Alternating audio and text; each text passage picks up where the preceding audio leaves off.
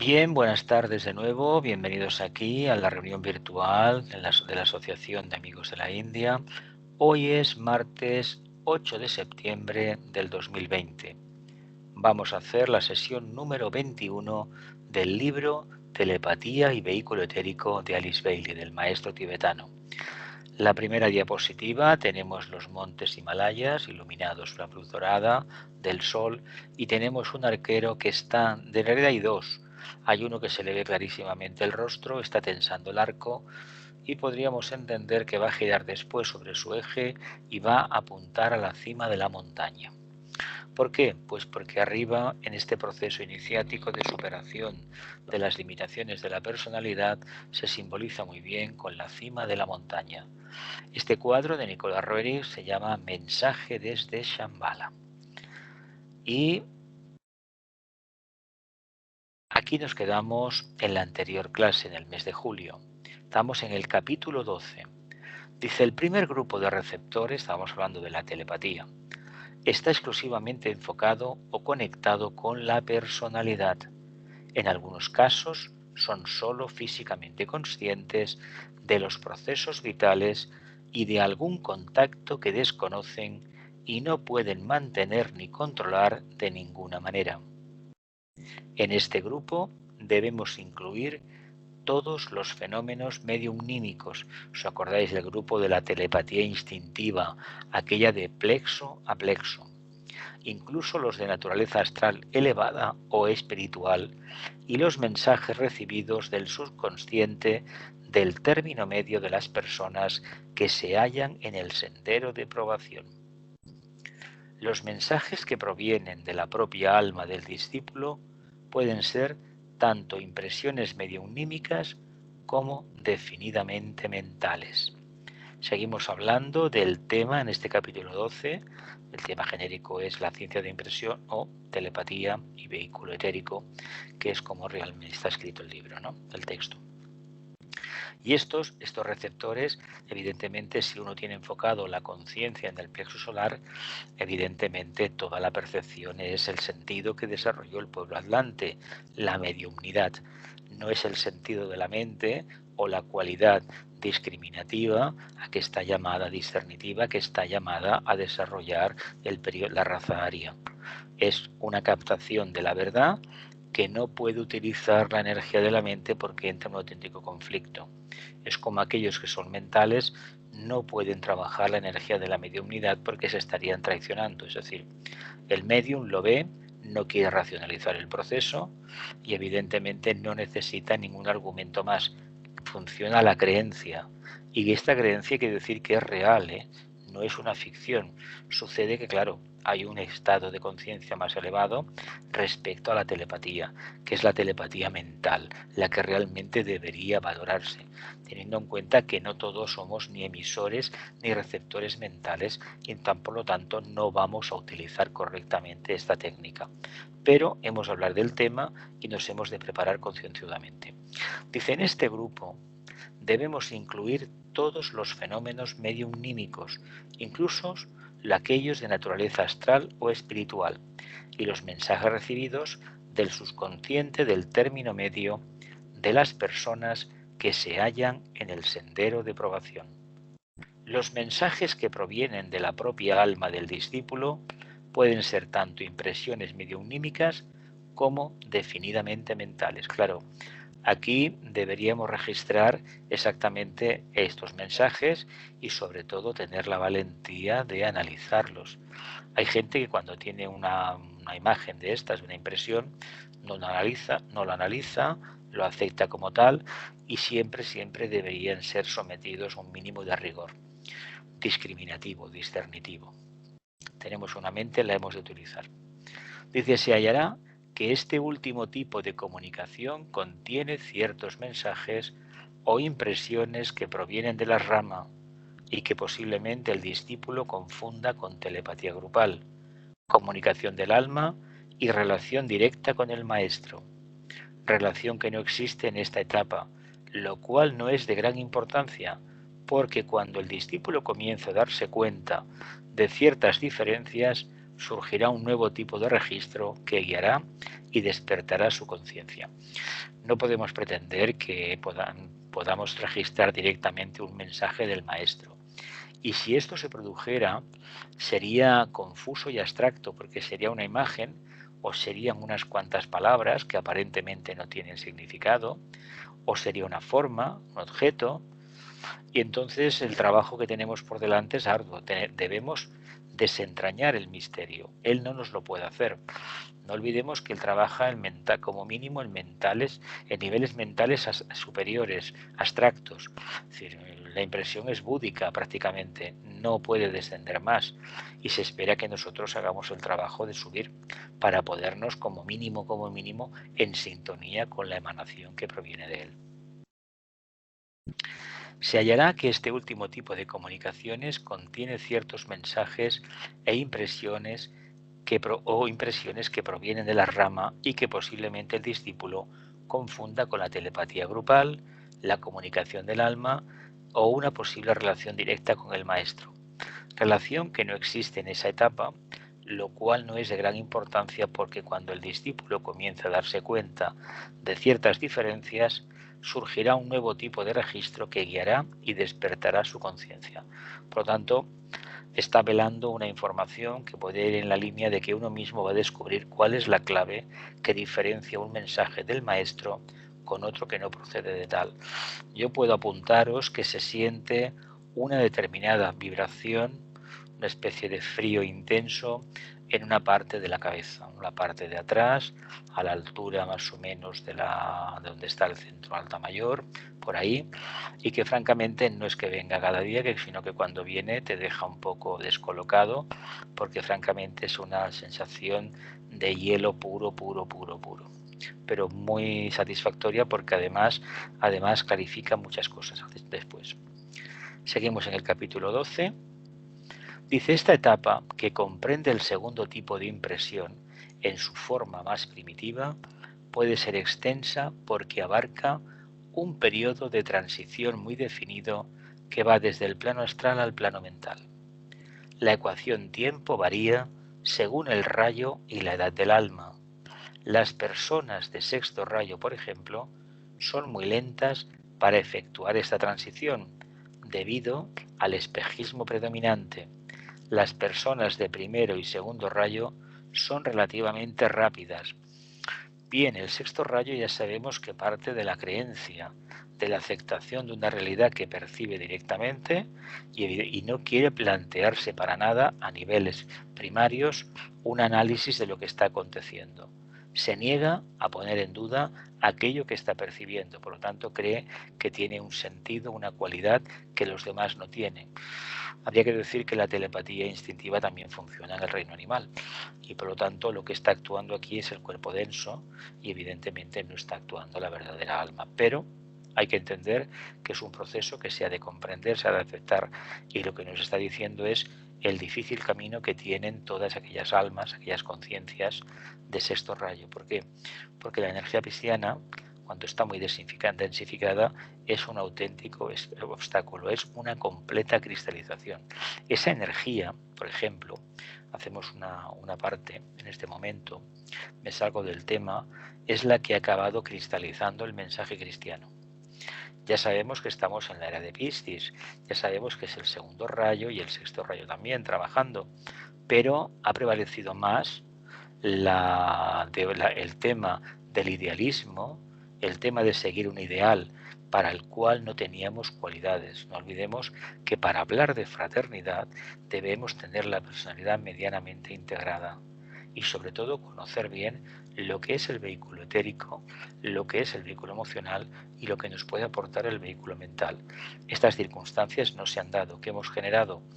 Pues en el cristianismo se ha generado una legión inmensa de seres humanos que tienen la mente un poco discapacitada. ¿Qué quiero decir? Que no son capaces de pensar.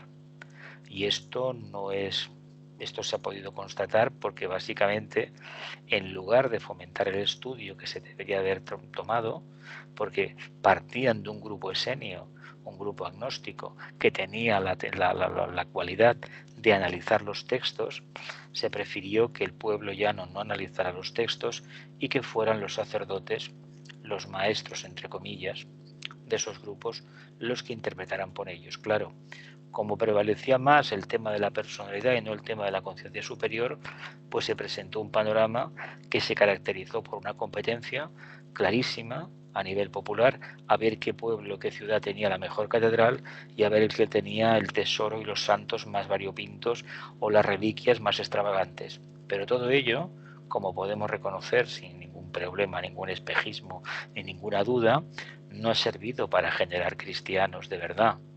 No ha servido para fomentar el espíritu de la compasión y de la fraternidad como nos enseñó el Maestro, sino para acumular riquezas temporales y aposentarnos en ellas y creer que con ello, dar a entender que con ello tenemos bastante.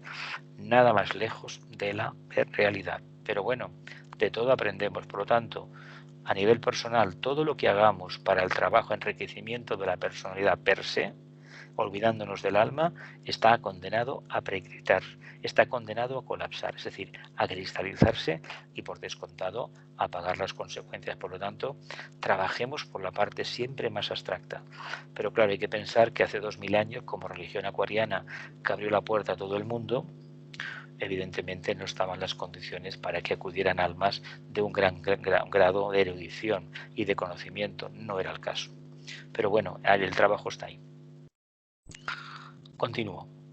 Dice, las de tercer rayo también son lentas, porque se pierden en la maraña de sus propias manipulaciones ilusorias y sus pensamientos confusos. Básicamente porque el tercer rayo, es decir, lo que es la mente abstracta, si no es una mente que está muy arraigada a tierra, tiene tendencia a nivel abstracto a la especulación. Y la especulación, a ver, si no se tienen los pies en tierra, se puede alcanzar un nivel de separación de la realidad que puede ser realmente peligroso. Uno puede vivir en su propio mundo y dar la espalda a lo que acontece alrededor. Y esto es lo que le pasa a muchos que se llaman sabios, a muchos filósofos o muchos supuestos iluminados. Realmente el problema que han generado y que la crisis que han vivenciado, aunque ellos no lo supieran, es que se creían que estaban en un mundo diferente, estaban en su propio mundo, ni más ni menos, pero no estaban en contacto con la verdadera luz. Esto les ha pasado también a los cristianos. Sabéis que han tenido una cantidad ingente de intelectuales, de grandes personajes que la Iglesia después ha consagrado como santos, que eso tiene muy poco interés, y que realmente en la diatriba intelectual, dialéctica, han constituido toda una forma de pensar y de una ciencia que le llaman teología, una interpretación muy personal.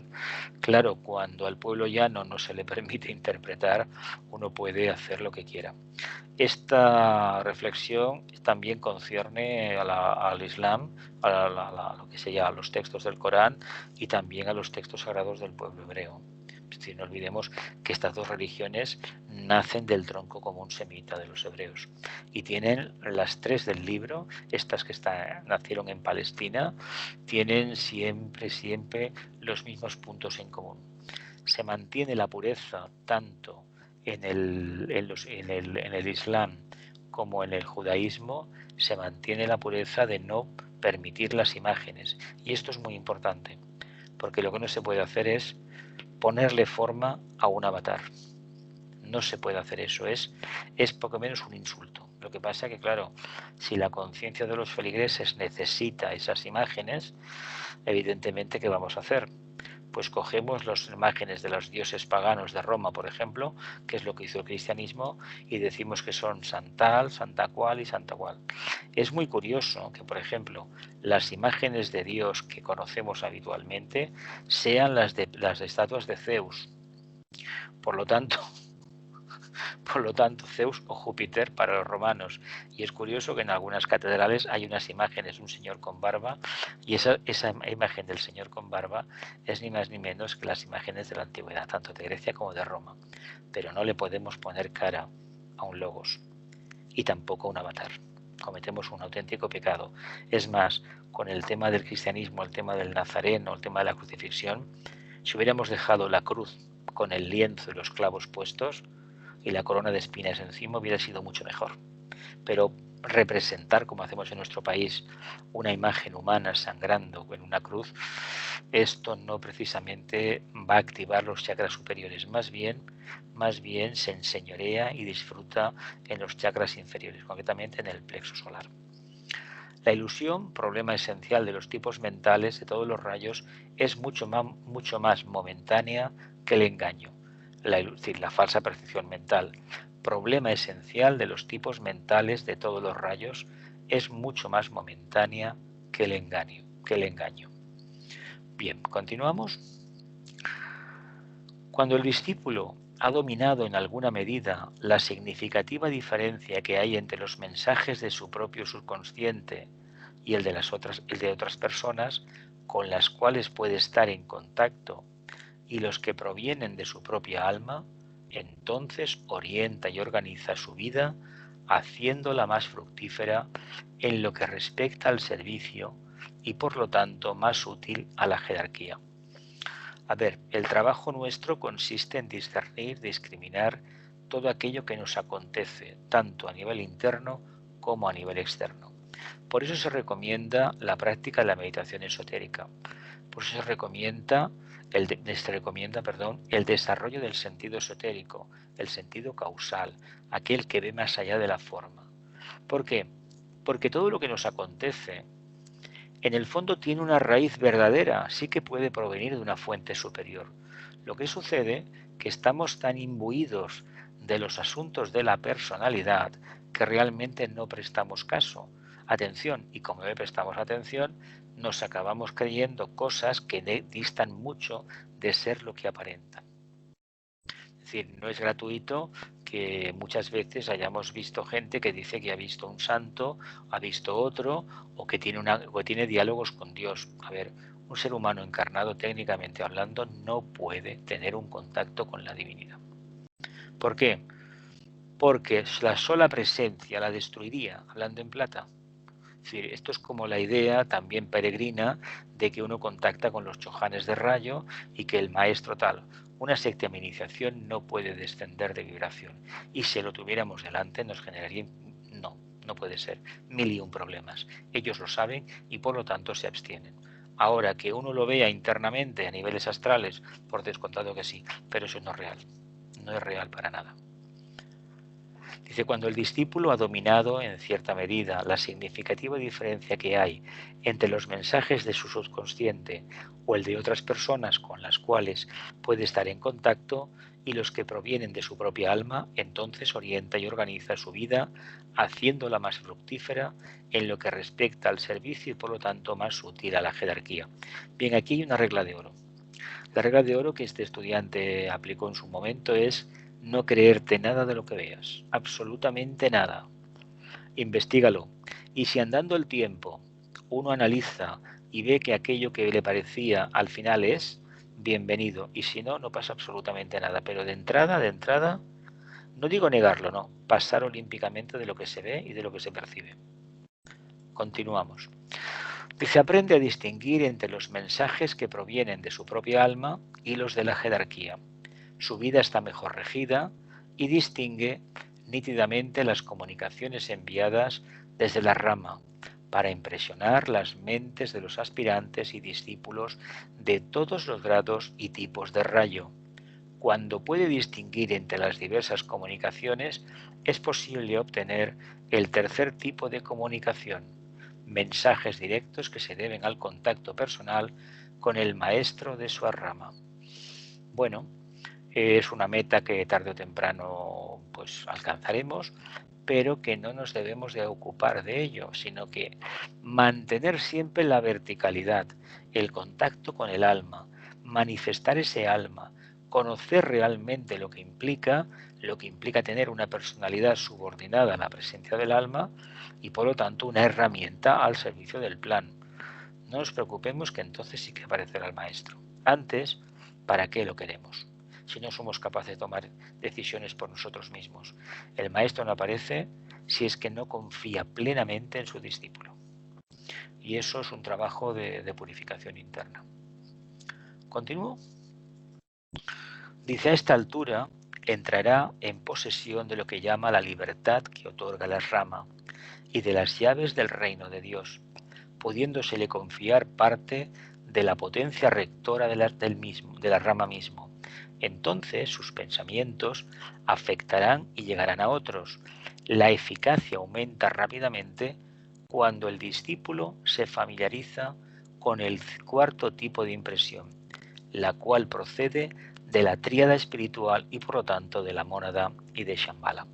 Esto es lo que hablábamos antes, que os decía, no puede un ser humano normal y corriente poder estar en contacto con el reino, con Dios, con esa idea que tenemos. He hablado con Dios, no porque supone una energía que te acaba aniquilando por completo, y eso no lo va a permitir, la jerarquía no lo permitirá nunca, y la ley de la justa retribución tampoco. Por lo tanto, entendamos que cuando empecemos a discernir a esos niveles, vamos a ver lo que significa esta expresión, la libertad que otorga la rama. Las llaves del reino de Dios, que son ni más ni menos una comprensión intuitiva de todo este proceso de telepatía. No le vamos a llamar telepatía, le vamos a llamar comunicación directa. Y es la que utiliza el maestro. El maestro puede estar hablando delante de 20 o de 30 y puede dar diferentes tipos de mensajes. Los que tengan la evolución tengan un nivel evolutivo más elevado, lo van a entender todo. Y los otros, cada uno va a escoger, va a captar, según su nivel de evolución, lo que necesita para seguir desarrollando el sendero, su trabajo. Eso es curioso, ¿no? Es decir, está a la carta, sí, a la carta, pero para aquellos que todavía no tienen una visión profunda. El que la tiene ve que el mensaje es válido para todos. Así que la eficacia aumenta rápidamente cuando el discípulo se familiariza con el cuarto tipo de impresión, la cual procede de la tríada espiritual y por lo tanto de la mónada y de Shambhala. Entonces sus pensamientos afectarán y llegarán a los demás. Si esto lo miramos fríamente, ¿creemos realmente que nuestros pensamientos llegan y afectan a los demás? Para curarnos en salud decimos que no. Decimos que no porque si eso fuese cierto, realmente a nuestro alrededor habría una balsa de aceite. Ahora bien, si a nuestro alrededor hay problemas y los problemas se resuelven, no van a más, es decir, están ahí pero no hacen ruido, no son peligrosos, no entrañan un peligro así inmediato, tal vez nuestro pensamiento está haciendo algo. Pero no nos creamos que eso depende exclusivamente de nosotros, porque nuestros pensamientos deben estar al servicio de los demás. Es decir, ser acicates, estímulos, para que los demás desarrollen su conciencia. ¿Cómo? Liberándose de las ataduras de la forma. Si conseguimos esto, ya hemos conseguido algo importante. Continuamos. Seguimos en el capítulo 12. Dice, en consecuencia, en esta última etapa de impresión existen tres estados menores, pero bien definidos. Cada uno marca una expansión en el campo de servicio y se relaciona con las últimas tres iniciaciones, de las 9 posibles que enfrenta la humanidad en su desarrollo. A ver, las tres últimas iniciaciones. Pero las tres últimas iniciaciones, ¿qué son? La quinta, la sexta y la séptima son las que se dan en el sistema, en la Tierra. La quinta, la sexta y la séptima. En la Tierra no se da la octava, según dice el tibetano en el libro Iniciación Humana y Solar. Por lo tanto, en consecuencia, en esta última etapa de impresión existen tres estados menores pero bien definidos. Cada uno marca una expansión en el campo de servicio y se relaciona con las últimas tres iniciaciones de las 9 posibles que enfrenta la humanidad en su desarrollo. Nosotros la octava y la novena no se dan en esta tierra, por lo tanto tendría que ser de otra manera. ¿Continuamos? La sexta iniciación, de la que solo los maestros pueden participar, marca una transición que comienza en las tres primeras etapas de sensibilidad necesarias para el discípulo, como preludio para la quinta iniciación, en realidad para la tercera, la cuarta y la quinta. Bueno, es que hay que decir una cosa, para la jerarquía la primera iniciación es la tercera, por lo tanto la cuarta es la segunda y la quinta es la tercera. y lo que es la sexta es la cuarta. Pero claro, nosotros no utilizamos ese baremo. Vamos a leer. La sexta iniciación, de la que solo los maestros pueden participar, es decir, un Chohan son palabras mayores, es una aquiescencia de toda la jerarquía de la logia de Sirio, madre mía.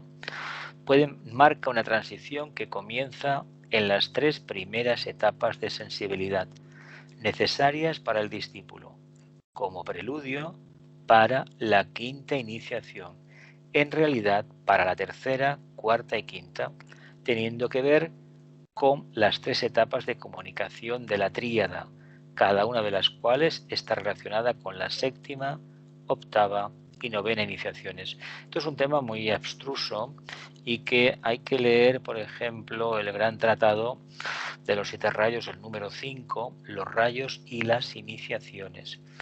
Creo que ahí hay material, llegará un día que lo estudiaremos. Es un libro muy duro, muy difícil, y hay que tener el bagaje muy grande para poderlo entender. No por mucho que hablemos de novena iniciación nos vamos a acercar a ella, ni de octava, ni de séptima, ni de quinta, ni de cuarta, ni de lo que sea. Es decir, olvidémonos de la iniciación, de la expansión de conciencia y concentrémonos en el tema de la energía. Y ahí tal vez esté la razón. ¿Continuamos? Nunca se quebranta el arquetipo geométrico y la progresión numérica o la ley de correspondencia o analogía en la comprensión del propósito y planes del logos planetario, establecidos antes de la creación de los mundos y que han encontrado su prototipo en los planos mentales cósmicos. Esto difícilmente lo comprenderán quienes tienen actualmente centrada su conciencia en la individualidad. Dicen, nunca se quebranta el arquetipo geométrico, la progresión numérica o la ley de correspondencia o analogía en la comprensión del propósito y planes del logos planetario, establecidos antes de la creación de los mundos, ya que han encontrado su prototipo en los planes mentales cósmicos. Esto difícilmente lo vamos a comprender quienes actualmente estemos centrados en la conciencia individual, la individualidad. Aquí hay un mundo de relación increíble. Claro, cuando te dicen en esoterismo que los planetas son seres vivos que evolucionan, que los sistemas solares son entidades psicológicas en evolución, cuando, por ejemplo, una constelación, es decir, un número muy grande de estrellas, están vibrando por la nota que emana la estrella más potente, es decir, la que está al frente, cuando te hablan del logos cósmico, cuando te insinúan que probablemente, al frente de una galaxia haya una entidad psicológica, dices, caramba, todo tiene razón, pero no olvidemos que nosotros difícilmente todo eso lo vamos a poder integrar. Por lo tanto, lo que se nos recomienda es ocúpate de tu caso y ocúpate del sistema solar, de tu planeta Tierra, y cuando tengamos una quinta, una sexta, o una séptima, nos vamos a ocupar del sistema solar. Curiosamente, en la quinta iniciación, al maestro se le da un poder que demuestra tener un poder de que para él el plano búdico no tiene secretos. Pero cuando se alcanza la sexta iniciación, la diferencia que hay entre la quinta y la sexta es abismal, a ese maestro se le da la potestad de conocer los diferentes globos de la cadena terrestre. Ya sabéis que hay diferentes globos en diferentes grados de densidad de materia. No sois el único. Ahora mismo está focalizada la conciencia en este, pero también hay astral y hay mental, aunque este logos parece ser que mental no tenía. Entonces entendamos que la séptima iniciación, a ese maestro se le da potestad para conocer todos los globos de las diferentes cadenas, diferentes planetas que hay en el sistema solar, aparte de contacto directo con el logo solar, y aparte también, según indica tibetano, en iniciación humana y solar se le da el nombre del logos cósmico, aquel ser que se manifiesta a través de 7 sistemas solares. Por lo tanto, la idea de que podemos contactar con un Chohan de una séptima, de un Buda, son Budas, la séptima iniciación, francamente es una idea peregrina, es bien intencionada porque creemos que estamos en condiciones, pero no olvidemos que incluso muchas veces lo que achacamos haber tenido una iniciación, en el fondo ha sido el despertar del centro laríngeo. El centro laríngeo, cuando se activa, da una maravillosa percepción de la realidad, da muchísima elocuencia, muchísima capacidad de discurso y sobre todo una seguridad increíble, pero no indica necesariamente que hayamos pasado por el fuego de la iniciación. Pero el chakra está abierto, eso es lo importante. Continúo. Dice, sin embargo, el hombre responde acrecentadamente a la expansión del medio ambiente. Por ejemplo, cuando reconoce la diferencia que existe entre nacionalismo e internacionalismo. Esta respuesta está condicionada lógicamente por el libre albedrío humano, que se hace especialmente eficaz en el proceso regulador del tiempo. Puede aprender rápidamente o bien seguir el camino más lento, pero su conciencia reacciona siempre al medio ambiente de acuerdo a su percepción, hasta que, etapa tras etapa, se convierte en un factor integrador. Interesante la parte final, ¿no? Vamos a empezar otra vez. El hombre responde de manera acrecentada a la expansión del medio ambiente, por ejemplo, cuando conoce la diferencia que hay entre nacionalismo o internacionalismo. Hay que decir una cosa, a día de hoy, hablamos de nacionalismo, pero en realidad no tenemos demasiada idea de lo que significa. Nosotros lo hemos focalizado en una bandera, en un himno, en una lengua, en una cultura, que decimos que es unitaria, pero en realidad en el mundo cosas unitarias no hay, ¿eh? Todo es bastante heterogéneo, incluso muchas veces difuso. Nos hemos creado una marca de pertenencia a un grupo porque eso es una forma de simbolizar el espíritu de rebaño. Y esto podemos decir que está en todo el mundo. No hay país que no se haya fundamentado creando una idea, un egregor, una forma mental que responda a lo que ellos quieren ser.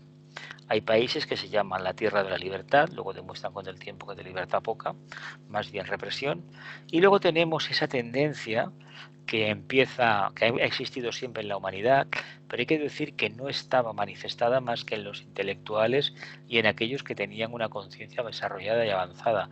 Por una razón sencilla, no todo el mundo ha podido viajar, y eso que ese espíritu sagitariano de los viajes, de las metas, a todos nos encantan, seguramente, pero no había disponibilidad económica para hacerlo. No olvidemos que hasta que la navegación marítima no se empieza a ser segura mínimamente, no hay ese anhelo de ir, pero no se iba por placer, se iba por necesidad, o se iba a pescar o se iba a una tierra a conquistar una tierra, es decir, a poder vivir porque donde estaba no vivía correctamente, bueno, faltaban medios. Entonces, cuando aparece el ferrocarril en el siglo XIX, ahí se produce un fenómeno muy curioso. La gente empieza a viajar de manera frecuente. Se podía coger un tren, desplazarse 50 kilómetros o 100 y luego volver por la noche a casa. Eso, por ejemplo, el caso de España, aquí en Barcelona con Mataró, pues realmente fue una revolución. Claro, imaginaos por un momento que en lugar de ser entre una ciudad al lado de otra, es cruzar una frontera. ¿Qué hace cruzar fronteras? Pues empiezas a conocer cómo funcionan los demás.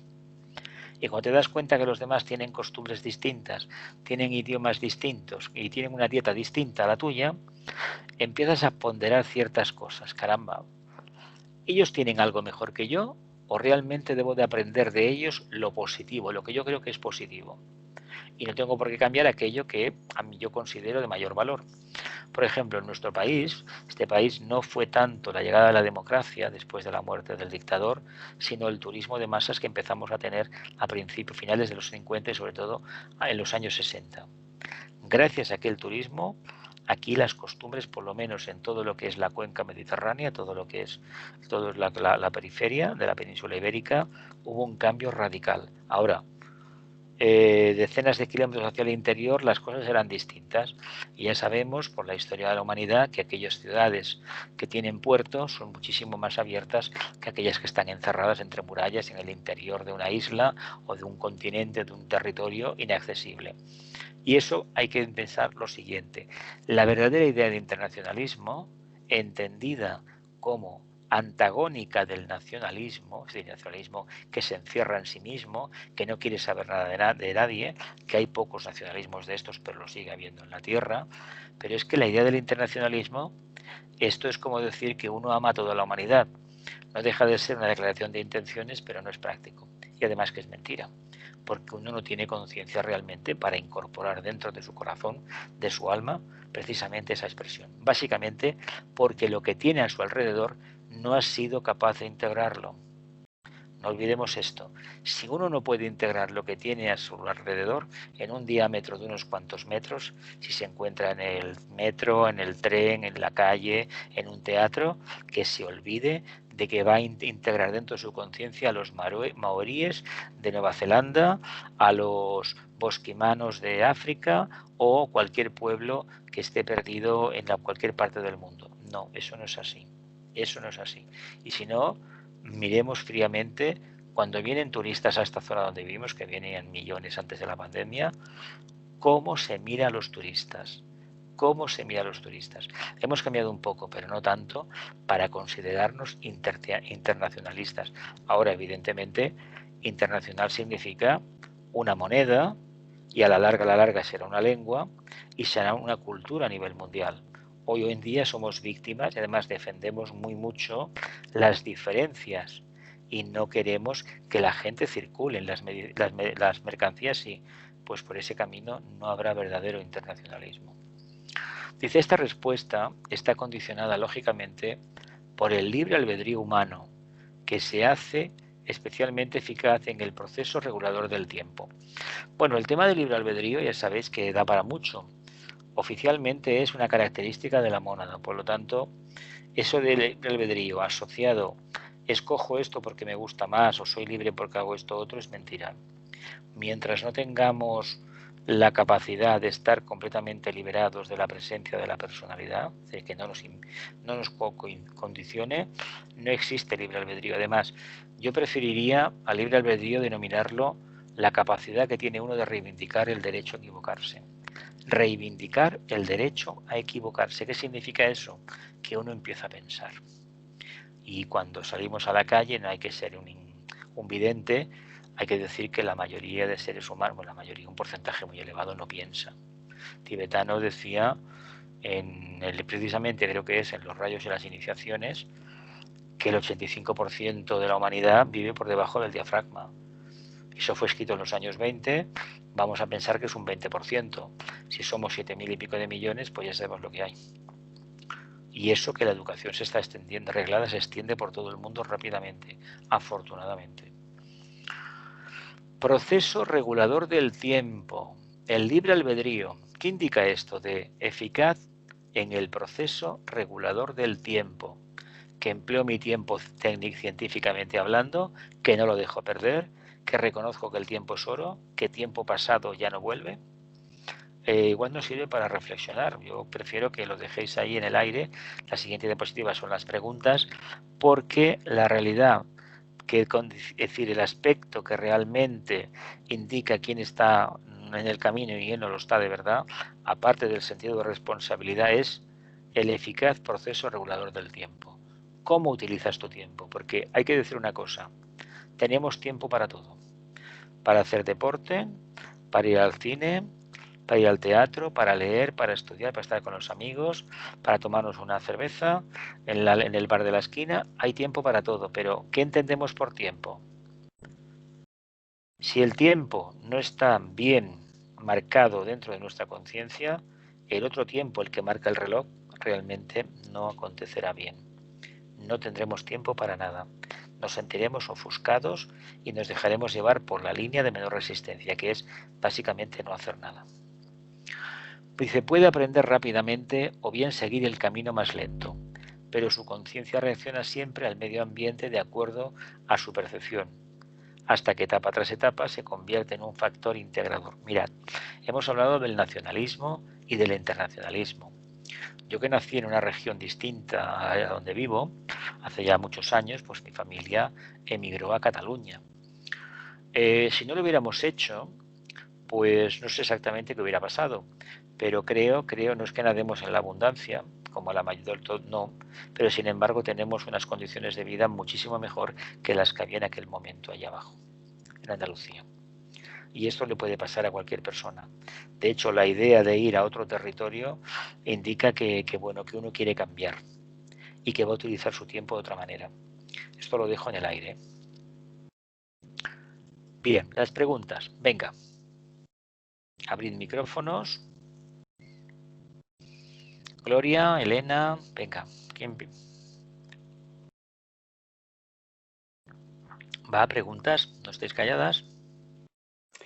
Mira, yo, o sea, me ha llamado mucho la atención y claro, da mucho que pensar esto que hemos hablado de nacionalismos, internacionalismos, ¿no? Exacto. Quiere decir que, bueno, internacionalismos, pues en principio sí, ¡pum!, nos sentimos todos internacionales, tal y cual, pero que en realidad que es una aspiración sagitariana únicamente, que hay que hacer los pasos en el círculo de uno, ¿no? Primero para poder ir ampliándolos y agrandando y poder comprender mejor qué significa eso, ¿no es cierto? Sí, sí, sí. De hecho, a Eso ver, es como, sí, no, eso no, de que hasta que no lo vivenciemos a nivel personal, no podemos hacer nada. O sea, que todo eso es una experiencia que hemos de ir llevando poco Es a que, poco en nuestro medio. el problema que tenemos es que el exceso de idealismo y de devoción nos ha hecho ver que somos cristianos, que somos españoles, por ejemplo, que somos franceses, que somos europeos, ciudadanos del mundo, somos catalanes, vascos, andaluces, tanto da, o norteamericanos, o piel rojas, o que lo que sea. Pero en realidad, esto es una limitación de la conciencia. Como alma, si realmente manifestamos el alma, eso que está en un segundo lugar. Sí que es verdad que la línea de menor resistencia se va a manifestar con los condicionamientos que eso lleva, pero si prevalece este espíritu acuariano de fraternidad, de la unión de almas, no de las formas, vamos a ver la grandeza de la creación, porque esta humanidad es muy rica internamente. ¿Por qué? Porque es muy diversa, y la diversificación que hace, que te obliga a adaptarte a las circunstancias. Si todo el mundo fuera igual como pretendieron el partido nazi, incluso los partidos de aquel que había en España de Falange o el partido este fascista italiano y otros más que hay en el mundo, la vida sería un completo aburrimiento, aparte que estaría cristalizada, porque no hay cosa más cristalizada que todo el mundo vaya igual. Ojo, que el capitalismo ha conseguido que la gente se vista igual, en amplios sectores de la juventud sobre todo. Empezaron hace muchísimo tiempo y lo consiguieron. Gente que va vestida igual, que se hacen los mismos tatuajes, los mismos cortes de pelo. ¿Esto qué indica? Indican falta de conciencia. El ser humano ha de ser diferente, ha de ser genial en algún aspecto. Hay un micrófono abierto que hace ruido. Gloria. Sí, Jesús, me gustaría que ampliaras un poco más el tema este que es muy interesante del tiempo, Sí, el proceso regulador del tiempo. Has dicho que hay tiempo para todo. claro. Yo pienso que cada vez tenemos menos, que el tiempo va a correr mucho, eso es lo que tengo, la sensación que tengo. Pero cuando tú dices esto, quieres decir que a nivel mental uno tiene que pensar que hay tiempo para todo. O sea, que eso tiene que estar claro como idea, ¿no? Y luego ya llevarla a la práctica, porque... Lo que está pasando es que las energías acuarianas, uranianas, y además el bombardeo que tenemos continuamente de ondas electromagnéticas de las torres de la telefonía móvil, por ejemplo, está incidiendo de una manera muy peculiar en nuestro cerebro, en nuestras neuronas. Y esto hace que realmente se produzcan unos vacíos, aparte de la búsqueda interior y de la meditación. Pero si nuestra vida está regulada por el factor tiempo, es decir, sabemos muy bien lo que tenemos que hacer y cuál es nuestra obligación, no dejaremos nada para mañana y no nos vamos a sentar cómodamente en un sofá viendo la tele, con lo cual actuando de manera pasiva la mayoría de las veces, por no decir el 99,99%, porque se puede aprender mucho de la televisión, de un documental, por ejemplo, o del cine si nos gusta, porque hay auténticas maravillas, pero nunca, nunca, nunca presenciar esto y vivenciarlo de forma pasiva, sino de manera activa. Yo no creo que la gente que ve la televisión o que lee los periódicos es diferente, pero la radio aún te obliga a mantener la atención, pero la tele, yo he visto gente que la tiene silenciada y está viendo imágenes pasar. Y están allí dos o tres, o la tiene muy bajita y bueno, ¿y qué estáis viendo? No, pero es igual, acompaña. A ver, no es forma de utilizar el tiempo. Por eso cuando uno medita y lleva experiencia de años, su vida se puede reducir a muy pocas cosas. Y las que son es precisamente el contacto interno. Es decir, ¿hay tiempo para el contacto interno? Claro, es que es el único tiempo que debemos utilizar.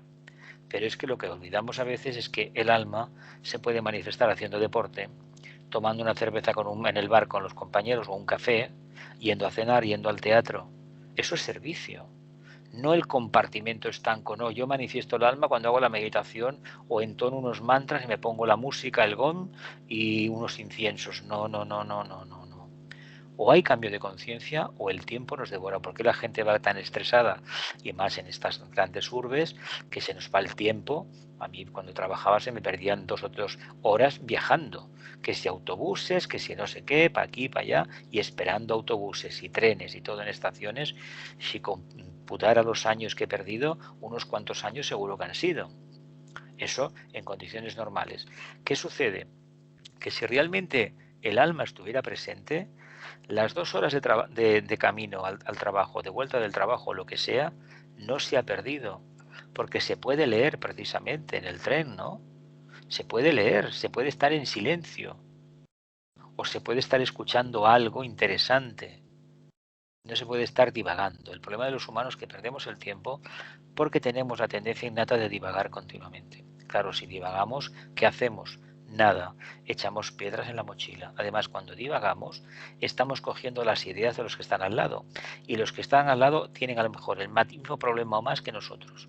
Por lo tanto, forma de no caer en esa trampa, la mente activa. No dejarnos llevar nunca, ni por la emoción, ni por la banalidad de los pensamientos. Aquí quien manda soy yo, como almas. Y aquí se piensa lo que yo quiero. La mente es como un ordenador, ¿no? Una computadora. Pongo el programa, lo pongo a hacer el cálculo, lo hace, ¿no? Y nada más. No funciona por su propio albedrío, no. Soy yo el que la debe utilizar. Pero claro, hemos de entender entonces que somos almas y que tenemos una mente, un mundo emocional y un mundo de actividad física. Y esta conclusión no creo que todo el mundo la tenga, incluso dentro del sendero, gente que dice que es muy espiritual, de vez en cuando ves cosas que no cuadran, pero caramba, esto no acaba de salir. ¿Alguien más pregunta sobre el tema? Ya, y siguiendo Dime. con el mismo tema del tiempo, pasamos 8 horas durmiendo. Esas 8 horas no pueden estar perdidas, ¿verdad Las que no? pasarás tú porque yo no paso tanto, pero bueno. Bueno, No, perdidas no están, estamos en clases. Lo único que sucede estamos es en que, clase. claro, antes de llegar arriba nos estamos 2 horas y pico en el astral, sino toda la noche dando vueltas. Mira qué bonito, es como, a ver, el astral es como los grandes almacenes, una galería comercial inmensa, imagínatelo así, que si un escaparate, que si esto me llama la atención, que si me monto, o un parque de atracciones, a ver. Y además de una realidad increíble, unos colores increíbles. Dices, caramba, ¿esto qué es? Si esto es mejor que la Tierra. Dices, caramba, pero qué raro. ¿Cómo es que he venido aquí? Bueno, porque estás en tu propia salsa, ¿no? A ver, el que tiene tendencias de estudio aparece en una gran biblioteca buscando información que nunca va a poner en práctica. Estamos en clases internas, lo que sucede es que no nos acordamos la mayoría de las veces. Es muy divertido ver los símbolos que hay de esos grandes trenes que llevan a las almas a un sitio y a otro. Es muy interesante verlo. Yo hace muchos años que lo veo así y la verdad es muy interesante. Además se puede hacer un gran servicio con todos aquellos que han desencarnado. Además con esto de la pandemia ha habido muchísimo trabajo internamente. Muy bien. ¿Continuamos? ¿Alguna pregunta más? Milagros, ¿quieres alguna pregunta? Celia, ¿no? Bien, vamos a continuar.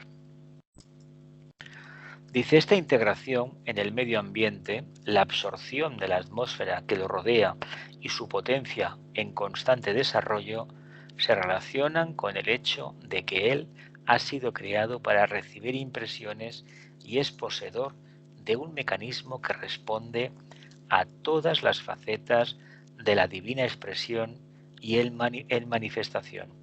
Por esta razón, el hombre verdaderamente iluminado y quienes han recibido Las 3 iniciaciones superiores son denominados almas diamantinas. Constituyen la joya en el loto. Es el loto de 12 pétalos, que es símbolo y expresión de la potencia del logos planetario. Las 3 iniciaciones superiores son llamadas almas diamantinas. Constituyen la joya en el loto. Es el loto de 12 pétalos, que es símbolo y expresión de la potencia del logos planetario.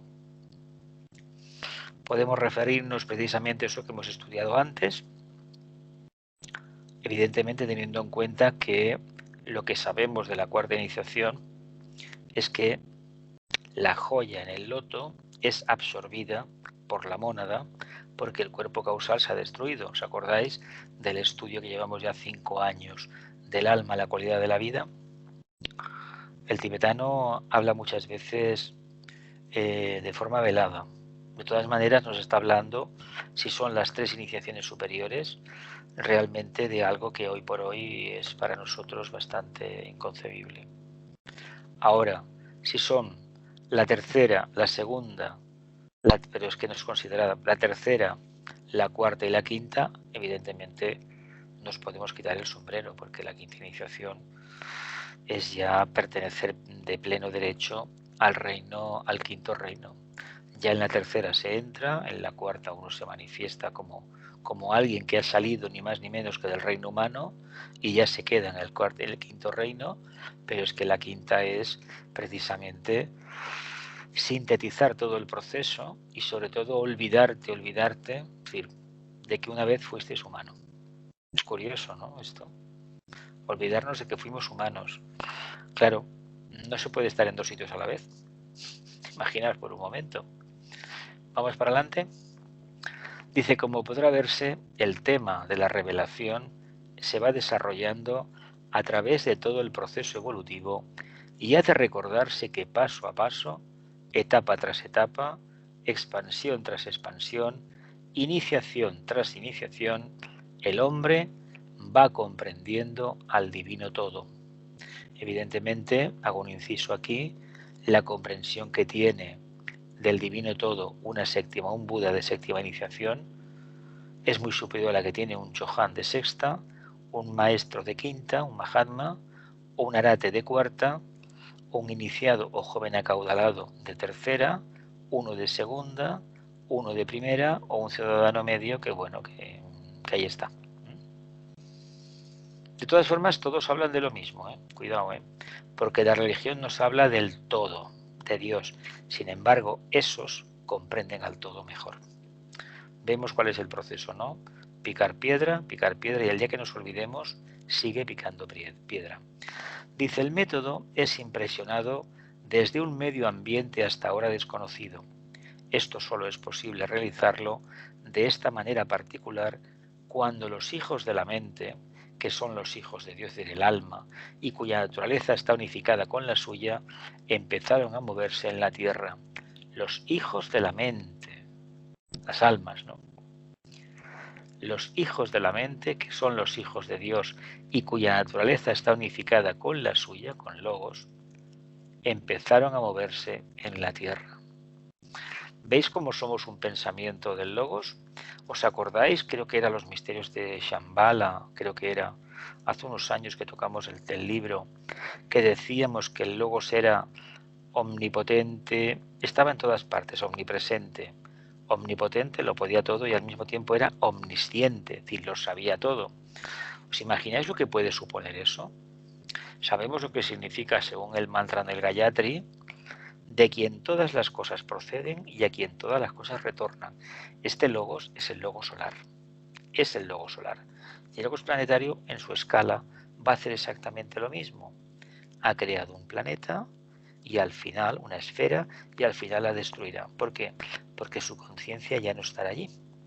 Lo mismo va a hacer cuando llegue el final del ciclo del Manvantara, famoso. Cuando llegue, el Logos solar hará exactamente lo mismo. Se recogerá en sí mismo, se desintegrará todo el sistema solar y como este es el segundo sistema, pues se preparará para hacer un tercero, en el cual manifestará el aspecto voluntad, el aspecto primer rayo. Claro, tampoco tenemos mucha idea de dónde estamos y sería pura especulación hablar del siguiente sistema solar cuando en estos momentos probablemente no entendamos qué pasó en el primer sistema solar, con el desarrollo de la actividad inteligente del aspecto mente. Aquí se trata de desarrollar el aspecto corazón en este segundo sistema solar. Pero claro, en su querido planeta Tierra, pues tenemos un verdadero problema, como si fuera una piedra en el zapato. ¿Qué significa? Pues que hay una humanidad que está en un estado de conciencia determinado y hace que todo el sistema solar, todos los grandes logos sagrados, planetas sagrados, estén pendientes de este discípulo predilecto del logo solar, el logos planetario. Fijaos qué responsabilidad tenemos todos los humanos y mucha más aquellos que están en el camino espiritual o esotérico. Dice, la ciencia de impresión es en realidad la técnica por medio de la cual la jerarquía espiritual ha instruido a la humanidad desde el momento en que ésta apareció en la Tierra. Es decir, la telepatía, la ciencia de impresión. Todos los discípulos deben aprender esta técnica, no importa cuál de los 7 senderos elijan, siendo también el arte sublime que cada maestro practica, inspirado desde Shambhala. Todos los discípulos deben aprender esta técnica, no importa cuál de los 7 rayos que siga, siendo también el arte sublime que cada maestro practica, inspirado desde Shambhala. Evidentemente todo está concentrado en Shambhala y de ahí se emanan las directrices del logo solar y del logos planetario, y aparte de Sirio y más arriba. ¿Lo vemos? Así que ciencia de impresión. La comunicación es telepática. No es gratuito que tengamos telefonía móvil, celulares, porque es un indicio claro que la telepatía funciona. ¿Os imagináis por un momento lo que fue la radio a finales del siglo XIX, principios del XX, lo que fue la telefonía a finales del siglo XIX, lo que fue la televisión y lo que es ahora, por ejemplo, Internet, que ha sido la gran comunicación, que sí que empezó hace décadas, pero prácticamente la eclosión de Internet es a partir del año 2000. Y cada 10 años, bueno, 10 años es una eternidad. Hay cambios infinitos, inmensos, y lo que vendrá, Continuamos.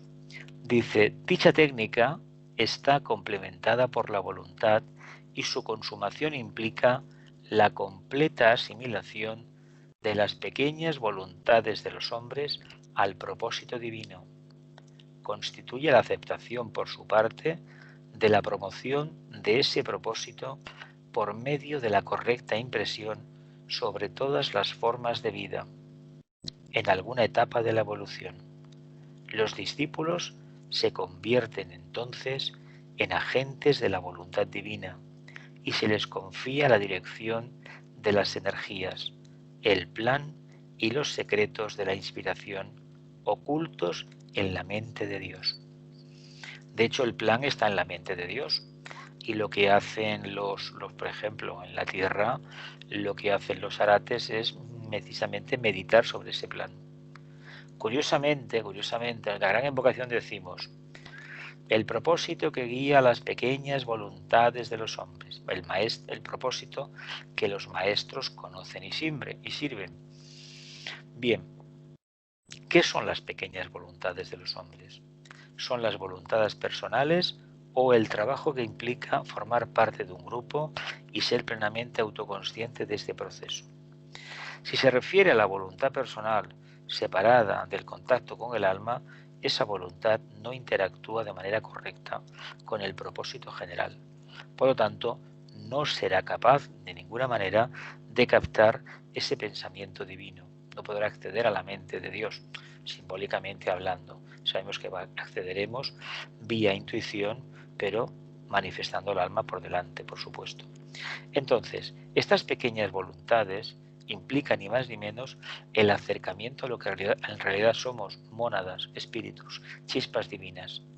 Si somos capaces de responder a este propósito a nivel personal, evidentemente somos una pequeña chispa de luz, un punto de luz. Ese punto de luz aparentemente insignificante, tiene una grandísima trascendencia en tanto y en cuanto no pierde de vista que forma parte de un grupo. Y cuando este grupo empieza a actuar, realmente tenemos la base de algo superior.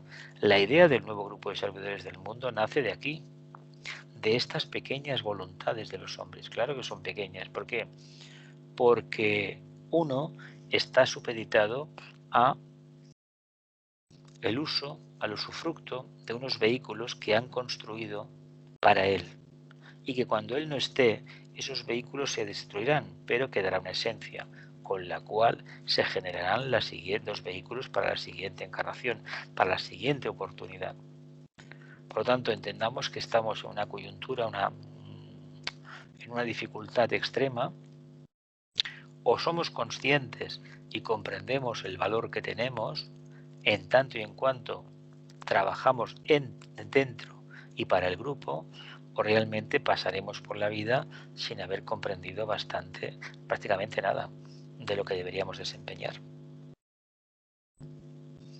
Es decir, aquellos que realmente sean conscientes del poder de su pequeña voluntad, les está confiado ni más ni menos dirigir las energías y conocer el plan, teniendo en cuenta que la palabra plan no va a aparecer. Eso lo saben aquellos que siguen las enseñanzas esotéricas. Sino, tengo que hacer esto y lo voy a hacer. Esa idea estaba detrás de Madame Curie, estaba detrás del señor Fleming y de todos aquellos que han, el señor Graham Bell o el señor Nikola Tesla, etcétera, y el señor Westinghouse y tantísimo Einstein y tantísimos más, Galileo, etcétera, etcétera. O este señor que era de aquí, de España, el señor Servet, que descubrió la circulación de la sangre. ¿Qué sucede con todo esto? Pues ni más ni menos que uno tiene una idea porque su voluntad personal está al servicio del grupo, que es una entidad abstracta, ¿de acuerdo?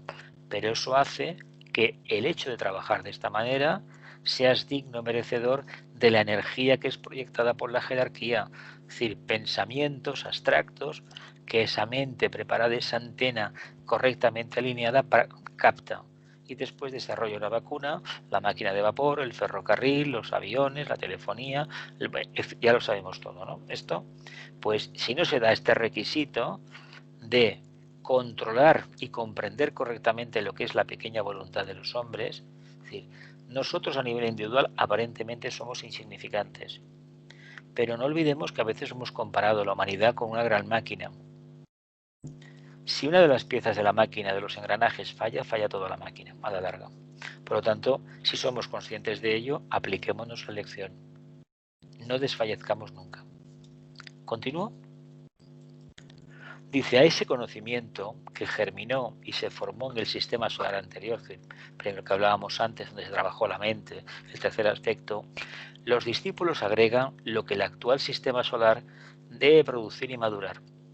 La atracción magnética del segundo rayo de amor-sabiduría, en una de sus tres formas mayores o rayos de aspecto, suplementada por los 4 rayos de atributos. ¿Acordáis que los rayos de atributos son el cuarto, el quinto, el sexto y el séptimo?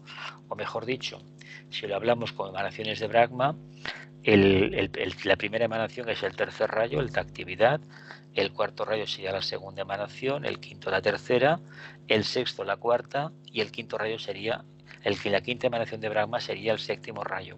Pero esto es un de los temas de los rayos que tocamos, ¿no? Dice, este poder de utilizar las energías de rayos para atraer e imprimir constantemente la revelación progresiva es la clave de todo el trabajo que actualmente se desarrolla, denominando a esta actividad ciencia de impresión. Imaginaos de lo que acabamos aprendiendo. Hemos hablado en el principio del libro, del curso empezamos el año pasado, ni más ni menos de la teleimpresión telepática.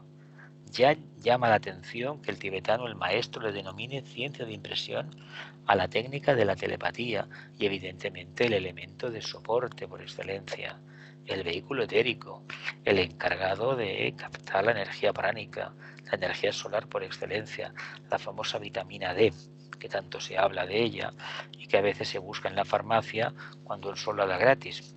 Pero bueno, somos así, ¿no? Poder de utilizar la energía de los rayos de las diferentes cualidades para atraer e imprimir constantemente la revelación progresiva. ¿Qué significa una revelación progresiva? Que cuando uno empieza a recibir, no comunicados, sino a expresar, a revelar pequeños misterios, pequeñas oportunidades, esto ya no se agota. Uno es útil hasta el último momento. Siempre estará percibiendo. Condición sine qua non, lo que viene no es para ti. Lo que viene es para el grupo. Que tú lo sepas, lo utilices, pero es en beneficio del grupo. Si analizáis, por ejemplo, este verano que falleció, este misionero aquí catalán, español, que se fue a la selva del Amazonas allí y le empezó a predicar el Evangelio, el señor Pere Casaldáliga, pues tuvo como esto misionero claretiano, tuvo su visión personal, dijo, yo voy a ayudar. Cogió el Evangelio y lo puso en práctica. Ya sabéis las críticas que tuvo, lo mismo le pasó al padre Vicente Ferrer, también jesuita, que al final lo echaron de la iglesia, lo echaron. ¿Por qué? Porque se enfrentó a los poderosos en la India. A ver, cuando uno tiene esta captación y la sigue percibiendo, es fiel hasta el último momento. Lo vemos, ¿no? Vamos a continuar. Involucra la continua apertura de un nuevo ambiente que abarca desde el nivel inferior de la vida cotidiana del ser humano menos desarrollado hasta el punto en el cual el aspirante llega a ser, en la escala de la evolución, conscientemente susceptible de lo que se llama impresión espiritual. Involucra la continua apertura de un nuevo ambiente que abarca desde el nivel inferior de la vida cotidiana del ser humano menos desarrollado hasta el punto en que el aspirante llega a ser, en la escala de la evolución, conscientemente susceptible a lo que se llama la impresión espiritual. Involucra apertura de un nuevo ambiente, una nueva realidad de conciencia que abarca desde lo más inferior a aquellos que todavía pues no han despertado porque no es su momento, a aquellos otros que ya son conscientes de lo que es la impresión espiritual. ¿Veis cómo en el barco cabe todo el mundo? Cada uno en su departamento. Entonces entendamos que si estamos en un barco, hemos de hacer lo posible porque la travesía sea lo más agradable posible y que todo el mundo tenga la oportunidad de contemplar la luz del sol y también el brillo de la luna sobre el agua.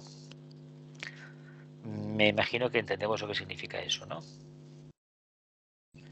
¿Continúo? En esta etapa es capaz de ser más sensible a una gama superior de impresión y al mismo tiempo comienza a aprender el arte de impresionar las mentes de otros, a comprender plenamente el nivel en el cual trabaja como agente impresor y a saber quiénes son los hijos de los hombres a los cuales puede impresionar. Hay una parte del trabajo esotérico que consiste precisamente en trabajar en uno de los 10 grupos simientes que el tibetano delineó sobre el nuevo grupo de servidores del mundo. Ahí están los pensadores, están los economistas, están los comunicadores, los de la nueva educación, sanadores, etcétera, etcétera. Bien, por línea de rayo y por un mínimo conocimiento de nosotros mismos, tenemos la obligación de conocer cuál es nuestra línea de servicio. Nosotros tenemos una herramienta fundamental, es la meditación esotérica. Es la capacidad de estar atentos, concentrados, meditar, tener un estado de contemplación con el tiempo, tener un estado de beatitud, de inspiración, etcétera, etcétera. Bien, de lo que se trata es que en el día a día, si somos capaces de tener esta capacidad, ya sabéis que no pueden haber pensamientos personales y menos aún pensamientos que sean ofensivos. Si estas formas mentales somos capaces de proyectarlas, estamos posibilitando que, por ejemplo, determinadas soluciones se vayan poco a poco manifestando en el país. Pensad que trabajar en un grupo de estos, que los hay en el plano físico, implica una responsabilidad muy grande. Tú estás trabajando para algo que se producirá en el futuro, no de forma inmediata. Estos grupos a lo largo del tiempo han conseguido cambios sustanciales en los países. Lo dejo ahí.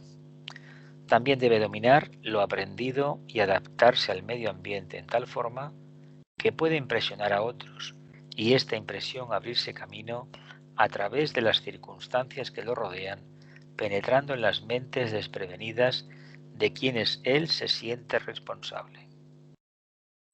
Mentes desprevenidas de quien él se siente responsable.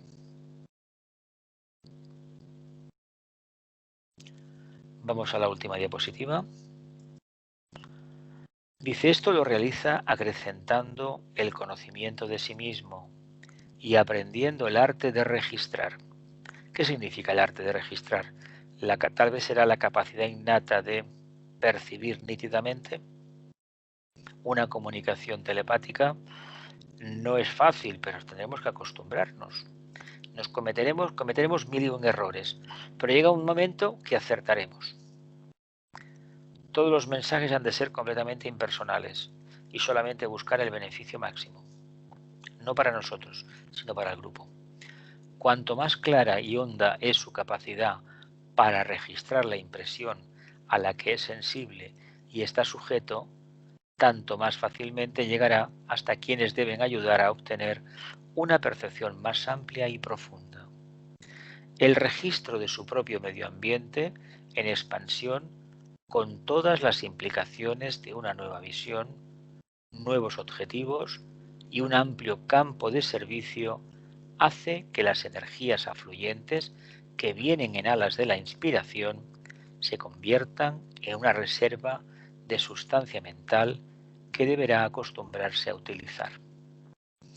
El registro de su propio medio ambiente en expansión, con todas las implicaciones de una nueva visión, nuevos objetivos y amplio campo de servicio, hace que las energías afluyentes que vienen en alas de la inspiración se conviertan en una reserva de sustancia mental que deberá acostumbrarse a utilizar.